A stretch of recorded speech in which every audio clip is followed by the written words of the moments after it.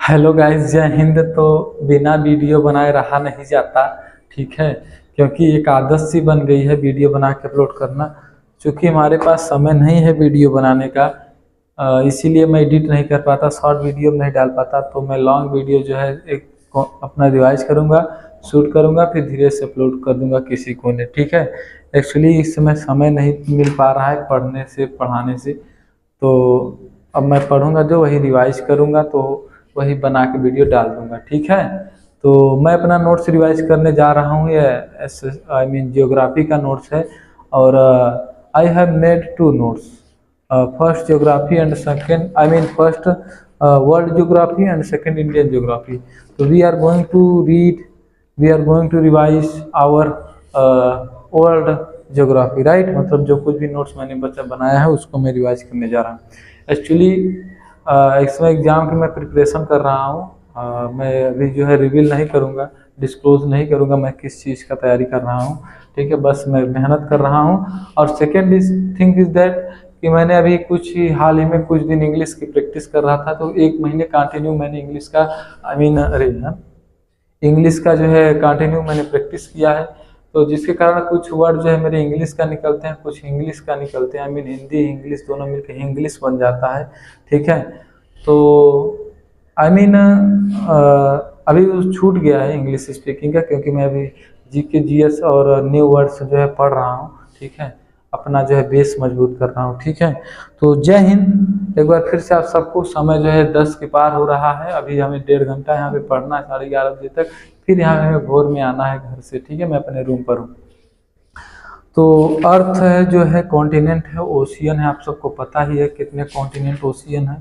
और shape of the earth जो है जियोवाइड है, ठीक है। बल्जेस एट इक्वेटर, मतलब इक्वेटर पर बल्ज है, और फ्लैटेड ऑन द पोल, पोल पर चपटी है, ठीक है। और इसमें मेन है motion of the earth, rotation and the revolution. Rotation अपने एक्सिस पर घूम जाना, ऐसे उसको रोटेशन बोलते हैं। रिवोल्यूशन रिवॉल्व्स अराउंड द सन, ठीक है। सन को चक्कर लगाना रिवोल्यूशन बोलते हैं। और रोटेशन की जो गति है वह वेस्ट से ईस्ट की तरफ है, मतलब वेस्ट इधर है, ईस्ट इधर है, तो वेस्ट से ईस्ट, वेस्ट से ईस्ट की तरफ जो है अर्थ जो है मूव करती है, रोटेट करती है, ठीक है। ये बेसिक था। और एंटी क्लॉकवाइज इलिप्टिकल ऑर्बिट में जो है अर्थ जो है सन की चक्कर लगाती है, ठीक है, ये समझना। और अर्थ जो है अपने एक्सिस पर 23.5 डिग्री झुकी है, और अपने कक्षीय पर 66.5 डिग्री झुकी है। आई मीन एक्सियल झुकाव, एक्सियल इंक्लिनेशन जो है 23.5 डिग्री है, ऑर्बिटल इंक्लिनेशन जो है 66.5 डिग्री है, ठीक है। रोटेशन के कारण दिन और रात होते हैं, और रिवोल्यूशन के कारण सीजन चेंज होते हैं, गर्मी से ठंडी, ठंडी से गर्मी, आई मीन बरसात और पतझड़, जो कुछ भी मौसम है इस तरीके से। तो रोटेशन जो है एक रोटेशन, एग्जैक्ट रोटेशन कंप्लीट करने के लिए 23 घंटा 56 मिनट 4 सेकंड का टाइम लगता है, जिसको सीड्रल डे बोलते हैं। और एग्जैक्टली हम 24 आवर काउंट करते हैं, जिसको हम सोलर दिवस बोलते हैं, या फिर सौर दिवस, या फिर सोलर डे बोलते हैं।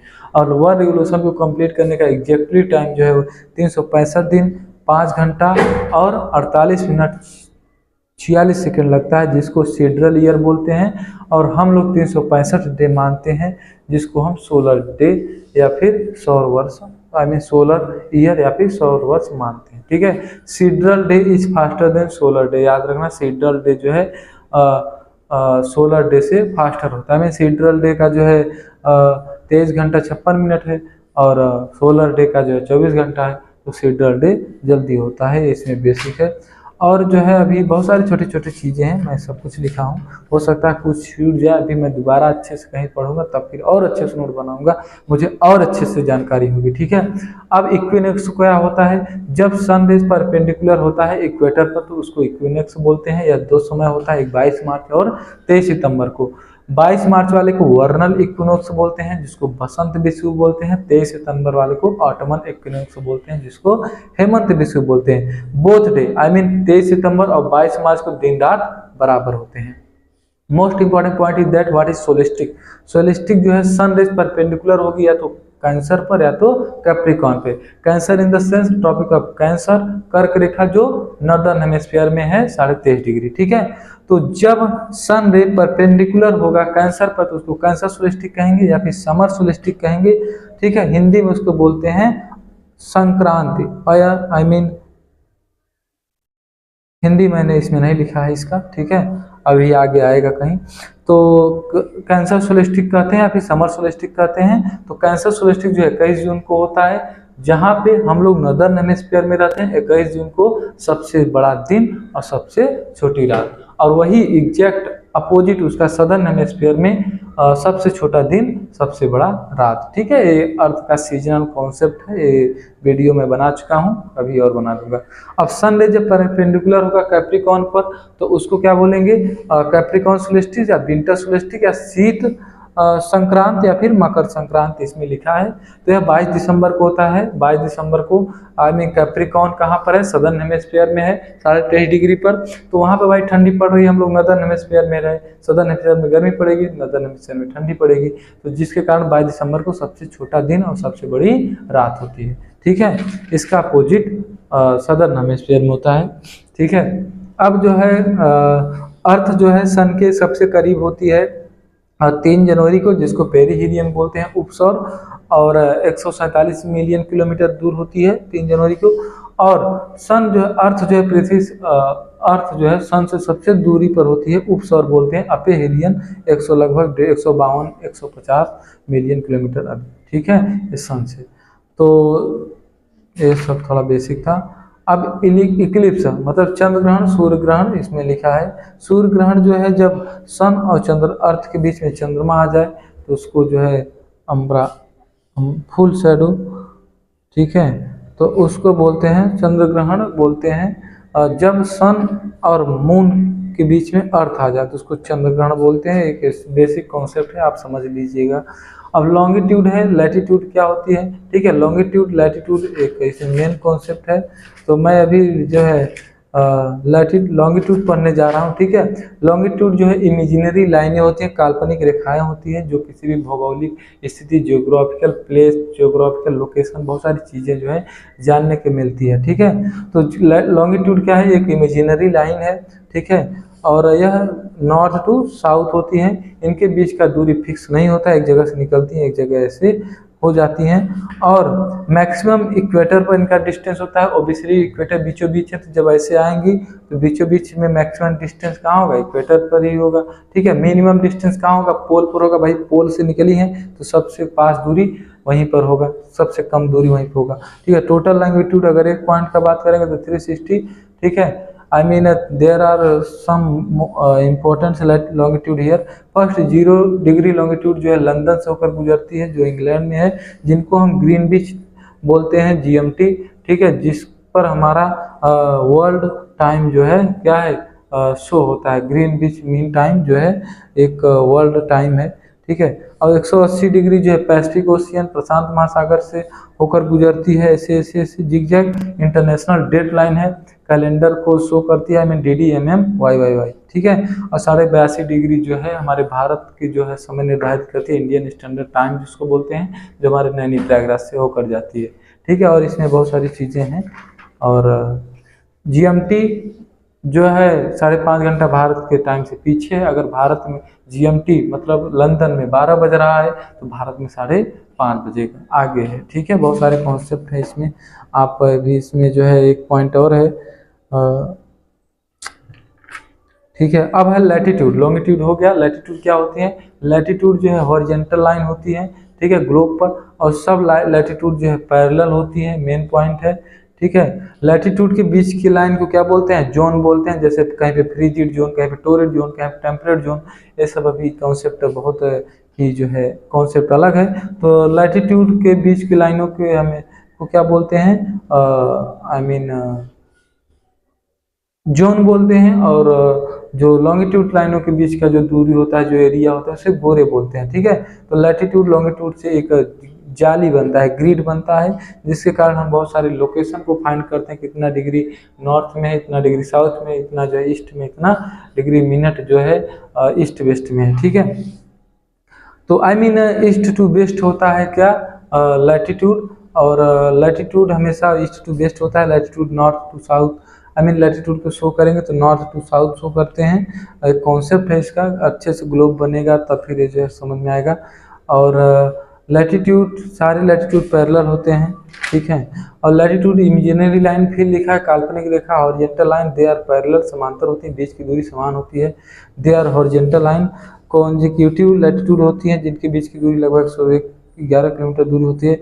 Name of the area of latitude, अक्षांशों के बीच की दूरी जो है, I mean name of the अक्षांशों के बीच की दूरी जोन बोलते हैं, आई मीन जो एरिया है उसे जोन बोलते हैं, जोन मतलब कटिबंध बोलते हैं, ठीक है। टोटल लैटिट्यूड्स इनफाइनाइट हैं, लेकिन मेनली जो है 90 91 इसमें लिखा है, फिर 181 दोनों मिला के टोटल लैटिट्यूड लाइन 189 दोनों पोल को छोड़कर, ठीक है।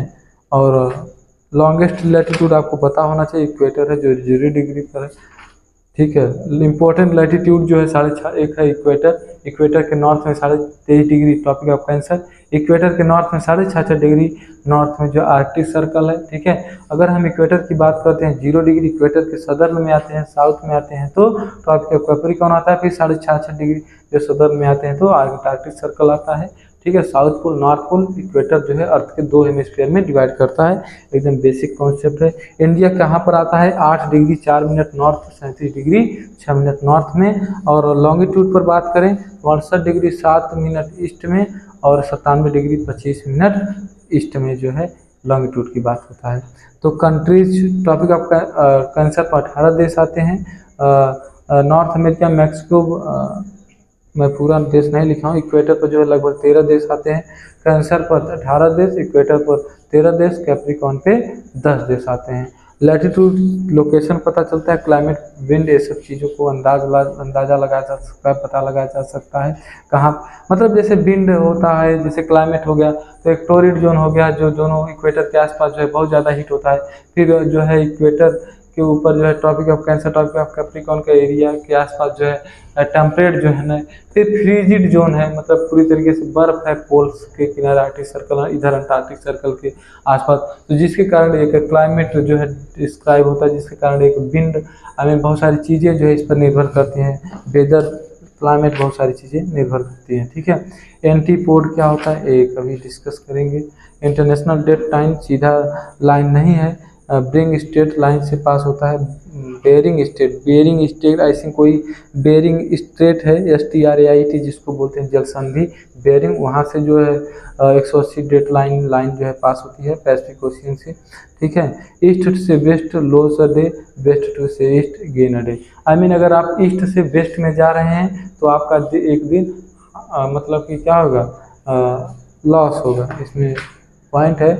और फिर है यूनिवर्स, स्काई, यूनिवर्स में क्या क्या आ जाएगा, यूनिवर्स में अर्थ, एटमॉस्फेयर, स्पेस, अर्थ के ऊपर एटमॉस्फेयर, फिर पूरा स्पेस, ये सब मिलकर क्या हो जाएगा, यूनिवर्स हो जाएगा। अगर हम स्पेस की बात करेंगे तो यूनिवर्स में से हम अर्थ को हटा देंगे, ठीक है, यूनिवर्स में से हम अर्थ को निकाल देंगे तो क्या हो जाएगा, स्पेस हो जाएगा। जैसे यूनिवर्स में से अर्थ को हटा दिए तो स्पेस क्या हुआ, एटमॉस्फेयर के बाद पूरा स्पेस ही तो है। स्काई मतलब जो स्काई है, ठीक है, स्काई को क्या बोलते हैं, अगर एटमॉस्फेयर है और स्पेस है तो उसको हम स्काई बोलते हैं, मतलब उसमें अर्थ, स्काई में अर्थ नहीं आता है। फादर ऑफ एस्ट्रोनॉमी कार्पोनिकस हैं, पोलैंड के थे। कोपरनिकस जो है पोलैंड के थे। Study of universe it all components, astronomy, cosmology, और एक और है इसमें पिटोलमी जो है इसमें, टोलेमी जो है 144 AD में जो है जियोसेंट्रिक थ्योरी दिए थे, पृथ्वी को केंद्र सिद्धांत तो दिए थे, ठीक है, जिसको हम फिर ब्रूनो ने विरोध किया। कोपरनिकस 1543 AD में बताया कि हेलिसेंट्रिक थ्योरी के जरिए सूर्य एक केंद्रीय सिद्धांत दी, ठीक है। गैलीलियो 1610 में टेलीस्कोप की इन्वेंशन की थी, उसके जरिए बहुत सारी चीज़ों को देखें। फिर जो है यूनिवर्स से इनफाइनाइट बताया कौन, एडविन हम्बल 1925 में। बिग बैंग थ्योरी जो है जॉर्ज लेमिटर जो है 1950 में दिए थे। फिर जो है सब कैसे सन बना, जब विस्फोट हुआ बिग बैंग थ्योरी के जो कुछ भी है इसमें, ठीक है, जब फटा मैटर ऑफ यूनिवर्स का फॉर्म हुआ, एक डार्क मैटर एक विजुअल मैटर, ठीक है।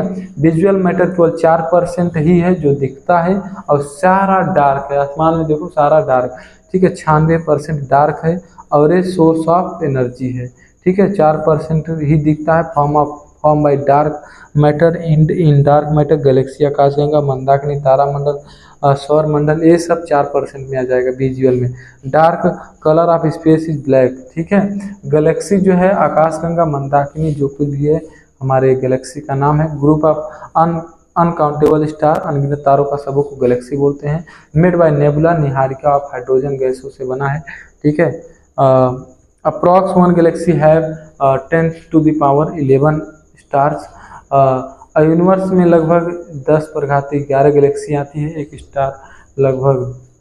बहुत सारी चीज़ें इसमें लिखी है। मिल्की वे गैलेक्सी जो है दुग्ध मेखला जो है अंडर स्पाइरल शेप में है, हमारे होम गैलेक्सी का नाम है। मिल्की वे गैलेक्सी के चारों तरफ सन के द्वारा चक्कर लगाया गया चक्कर 25 करोड़ ईयर में सन का एक चक्कर लगता है। सन भी एक चक्कर लगाता है, ठीक है। 1 लाइट ईयर, सब कुछ इसमें लिखा है। तारामंडल star huge celestial body, nuclear fusion process, hydrogen main element, light heat produce, ठीक है। ये सब चीज़ें हैं। Reaction source of light and heat. Star है, ह्यूज सेलेस्टियल बॉडीज है, न्यूक्लियर फ्यूजन पर काम होता है, जिसमें हाइड्रोजन मेन एलिमेंट है इसमें, ठीक है। लाइट और हीट जो प्रोड्यूस होता है। Sun is also star, nearest sun to the earth है, इसीलिए सन बड़ा दिखाई देता है, ठीक है। प्रोक्सिमा सेंचुरी जो है from the earth nearest star to the earth after sun Proxima Centauri, मतलब अर्थ के सबसे नियरेस्ट तारा सन है, सन के बाद जो है प्रोक्सिमा सेंचुरी है, ठीक है। न्यूक्लियर फ्यूजन इसमें भी लिखा है सन के बारे में। कोरोना जो कुछ भी है, साइरस जो है सबसे चमकीला स्टार है, ठीक है। डार्क मैटर से बहुत सारी चीज़ें लिखा है, मैं अभी पढ़ नहीं पा रहा हूँ जल्दी जल्दी में। सन जो है हाइड्रोजन 71% है, हीलियम जो है 26% है, 2.5 अन्य गैसें हैं। एज जो है सन का 5 बिलियन बताया गया है।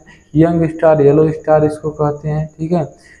इस समय बाद स्टार जो जब हाइड्रोजन ख़त्म हो जाए, तो अगर कोई तारा बड़ा है तो 1.5 सन से, तो वह, अरे सब मैंने जो है वही लिखा है, मतलब डिटेल में बहुत सारी चीज़ें लिखा है।